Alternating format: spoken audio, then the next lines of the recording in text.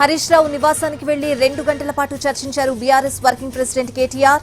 తాజా రాజకీయాలపై ఇద్దరు చర్చించినట్లు సమాచారం. హరీష్ రావు తండ్రి ఆరోగ్య పరిస్థితి ఎలా ఉందో అడిగి తెలుసుకున్నారు కేటీఆర్. ఇదే అంశానికి సంబంధించిన పూర్తి సమాచారం మా ప్రతినిధి సతీష్ ఫోన్ లైన్ లో ఉన్నారు, అందిస్తారు. సతీష్, సమావేశం జరిగింది.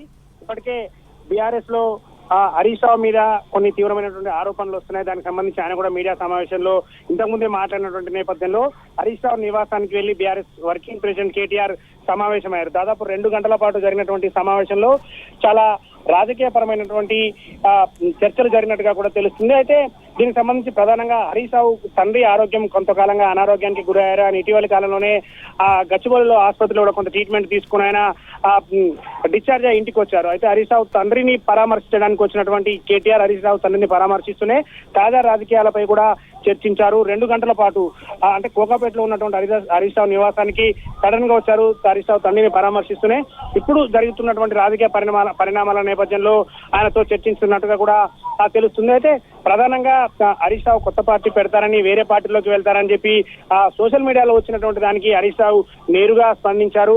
ఆయన కేసీఆర్ ఏది చెప్తే ఆ ప్రకారం నడుచుకుంటాను, కేసీఆర్ చెప్పినటువంటి మాట గీత దాటనని చెప్పి ఇప్పటికే చెప్పినటువంటి నేపథ్యం. అదేవిధంగా కేటీఆర్ కి ఒకవేళ పార్టీ పగ్గాలు అప్పగిస్తే ఆయన దగ్గర పనిచేయడానికి తాను సిద్ధంగా ఉన్నానని కూడా హరీష్ రావు చెప్పారు. ఇవన్నీ వ్యాఖ్యల నేపథ్యంలో కేటీఆర్ హరీష్ రావుతో భేటీ మాత్రం రాజకీయంగా అయితే ఒక చర్చ జరుగుతుంది. దాదాపు 2 గంటలకు పైగా సమావేశం అయితే కొనసాగింది.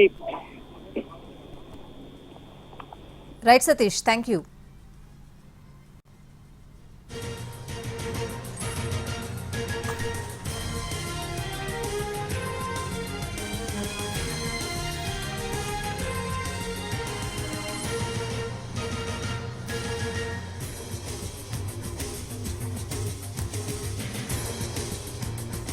హరీష్ రావు నివాసానికి వెళ్లి 2 గంటల పాటు చర్చించారు బీఆర్ఎస్ వర్కింగ్ ప్రెసిడెంట్ కేటీఆర్. తాజా రాజకీయాలపై ఇద్దరు చర్చించినట్లు సమాచారం. హరీష్ రావు తండ్రి ఆరోగ్య పరిస్థితి ఎలా ఉందో అడిగి తెలుసుకున్నారు కేటీఆర్.